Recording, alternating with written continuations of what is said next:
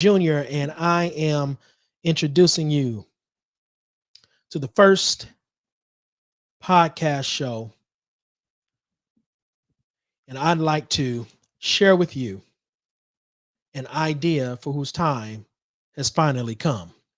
So before we get started, we want to jump right into this opportunity.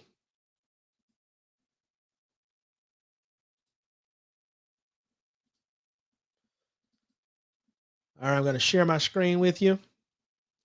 All right, here we go.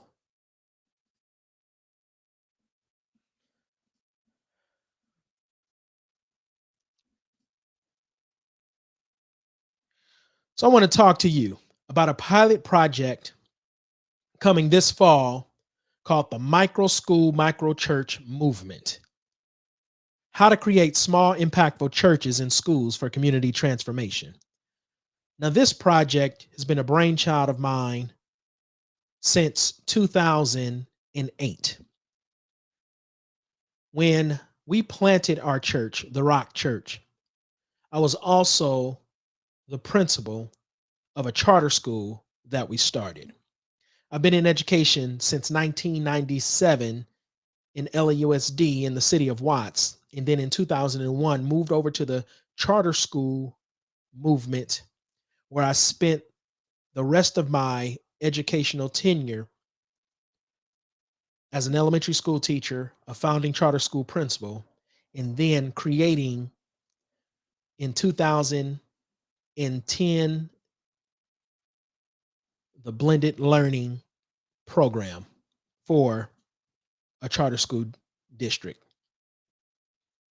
And so my experience is vast, and this vision that I've had for this church school model for urban leaders has been something on my heart that's been burning for years. And so I want to share with you my baby, my brainchild, the micro school, micro church movement.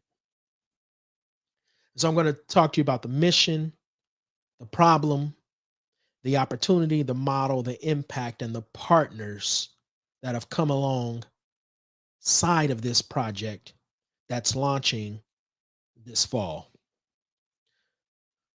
So we always start with the why. Why am I doing this? What wakes me up in the morning every day? I always have had a heart to see young people thrive, investing into the next generation. My wife and I, Dr. Dee Dee Watts, have always wanted to see the thriving of young people, young adults, youth enter into life, pursuing their dreams and their purpose and their call in life, and wherever it takes them. And so why am I doing this? Why am I passionate about micro schools and micro churches? Well, it's because we want to develop micro schools and churches that serve low income, first generation college and or underserved student and families who has great potential but lacks the necessary support to excel. My tenure in education for over 20 years, I've seen countless number of young people whose dreams were snuffed because of whatever social factors that were barriers that kept them from being all that God has called them to be. And so my heart's passion, my life's passion is to develop schools and to equip leaders to plant churches that serve in low income areas, that serve first generation college students, and that serve underserved families who have everything it takes to be successful. But there may be some things that are surrounding them, the wraparound support that they need in order to excel. So here's the problem. We all know about the school to prison pipeline. We know that education has been a one size fit all model. We know that students don't belong in a factory. And yet every day We saw millions of students in our neighborhoods go to school not customized to meet their unique needs. And the interesting thing about the pandemic was that the pandemic forced schools, as well as churches, to begin thinking differently about the way they educate students and their parishioners.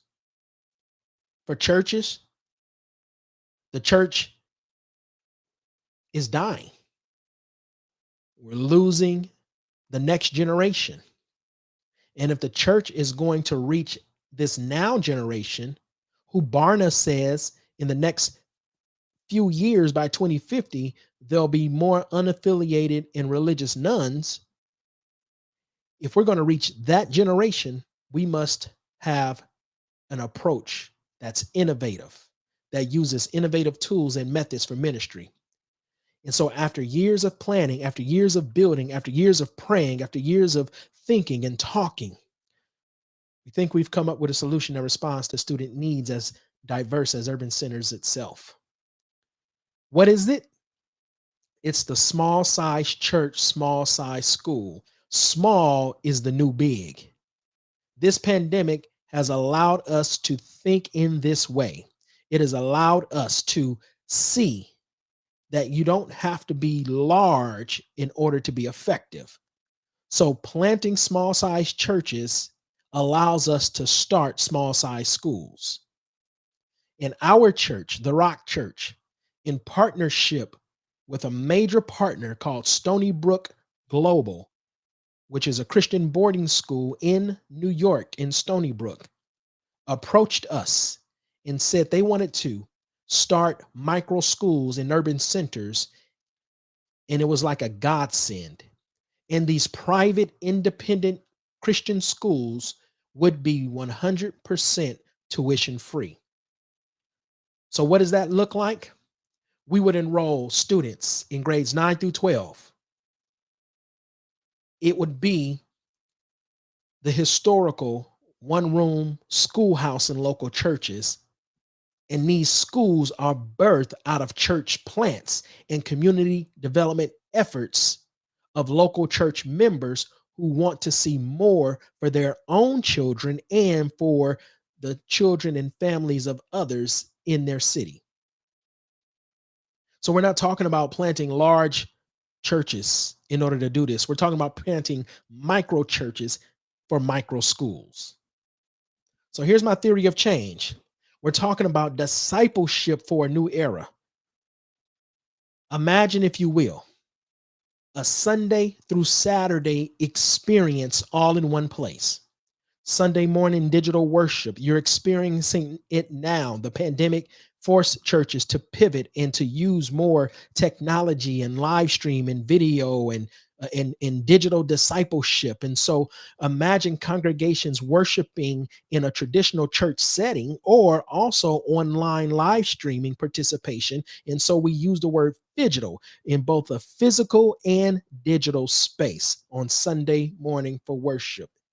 Then Monday through Friday is where real life on life happens. That's where discipleship takes place. And that's where the micro school comes in. Micro schools where educating future leaders take place during the regular school day. But watch this, at night, it's the training of urban leaders through theological education for the purpose of leading and growing leaders in your church.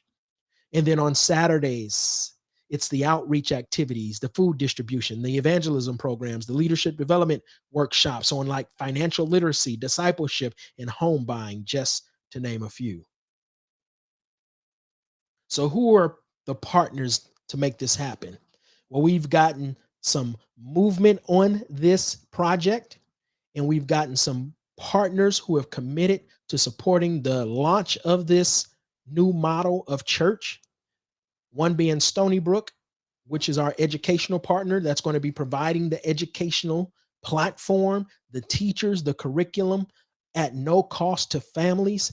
Then we have a denomination who wants to be in on this to give us startup funding for multiplying churches and multiplying leaders. We also have the incredible leadership at the Global Orphan Project, which is an organization that focuses on foster youth and families who also connected us with Angel Armies, which is Chris Tomlin's nonprofit, who is committed to supporting the launch of this.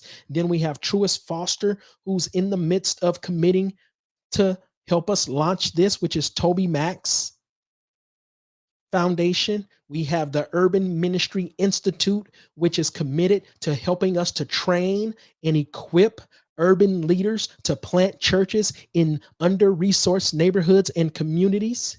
We have Young Life to help with our after-school efforts and in-school efforts to help develop young people and adolescents to grow in their relationship with Christ. We have a Stadia, who's a partner with us that will help us in training planters who will be in that digital space, both online and physical. And so imagine, if you will, a place where young people in the church can do life on life every day of the week, and it doesn't have to be a thing that's separate and apart from one another. And that urban leader doesn't have to have 5 and 6 jobs in order to take care of his or her family. And the church can work together. Like in Nehemiah, look at what we did with the work of our hands. Imagine all throughout the city, these centers of hope, these outposts of the kingdom in every neighborhood where young people's lives are being impacted for the gospel's sake, and being educated and going to the top 100 colleges and universities in the nation to then come back to their communities to help pour in and transform it. This is a little bit about me. Like I said, I was born and raised in South Los Angeles, went to Cal State Dominguez Hills, got my master's in education and administration from the University of Phoenix. Then I went back and got my master's from Fuller Seminary in theology and began my educational career in 1997. And more than 20 years later, I started a charter school. I taught elementary school, and then I became the blended learning and project-based learning director for a local charter school district that had 4,000 kids in 12 K through 12 schools. That was about, at that time, 95% African American, and that were outperforming kids in Beverly Hills. And we're taking that same concept, those same principles, and we're incorporating it into this moment, this project. Here's what we have committed thus far for startup costs. And you can see that partners are continually jumping on board to be a part of what God is doing in the city of LA. How about you? Would you like to be a part of this movement of micro schools and micro churches for urban leaders in under-resourced communities and neighborhoods all across this city?